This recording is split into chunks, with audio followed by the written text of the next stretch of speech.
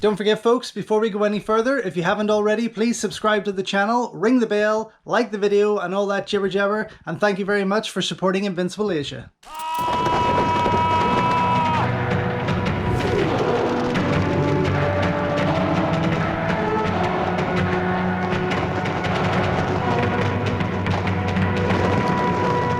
Based on the popular Jin Yong novel The Deer and the Cauldron, Royal Tramp is a wuxia comedy that was split into two parts upon release, with both going on to sit in the top 5 highest grossing films of 1992, which is ironic considering the other 3 were also films from the amazing Chow Ching.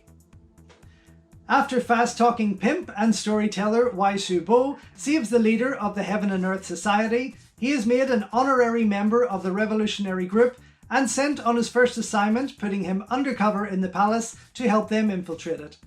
But some miscommunication sees him befriended by the Emperor and placed as a palace spy to help draw out the fake Empress Dowager and steal her sacred book.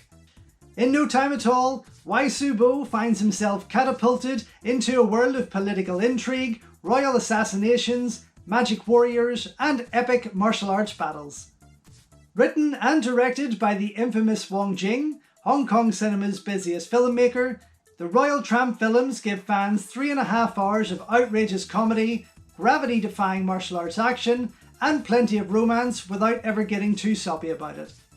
While its countless list of characters and intricate plot may scare off even the most hardened Hong Kong film fan, the Royal Tramp movies have always been considered some of the best from the Chow Ching and Wong Jing pairings, with the two having worked together on many titles including God of Gamblers 2, Tricky Brains, God of Gamblers 3 Back to Shanghai, Hail the Judge, Tricky Master and more. Here, Wong is aided by assistant director Raymond Jip, who also worked the same role in many of the aforementioned Wong Jing and Chow Ching titles, as well as films such as A Chinese Ghost Story 2, Last Hero in China, God of Gamblers Returns, Storm Riders, A Man Called Hero, The Warlords, and the Young and Dangerous series. He would make his directorial debut in 1995 with The $60 Million Man, the wacky Chow Ching comedy which was produced by Wong, going on to direct films such as I'm Your Birthday Cake, Portland Street Blues, For Bad Boys Only, Anna in Kung Fu Land, Bruce Lee My Brother, Cook Up a Storm, and the unfortunate Donnie Yen flop, Iceman the Time Traveller, which has been his last directorial effort to date. As well as Stephen Chow Ching, both Royal Tramp movies boast a fantastic cast list which include Charlotte Chung Man, Ng Man Tat, Ching Mi Yu, Derek Wan, Elvis Choi Kam Kong, Sandra Ng, Lee Ka Ting, Damien Lau, Bridget Lin, Nat Chan,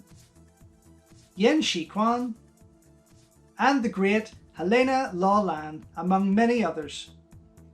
Produced under Win's Movie Productions, the film offers plenty of wonderful wuxia action, courtesy of the great Tony Ching Siu Tung, who is backed by the talents of action directors such as Yuen Bun, Dion Lam, and kung fu actress Yung Ching Ching.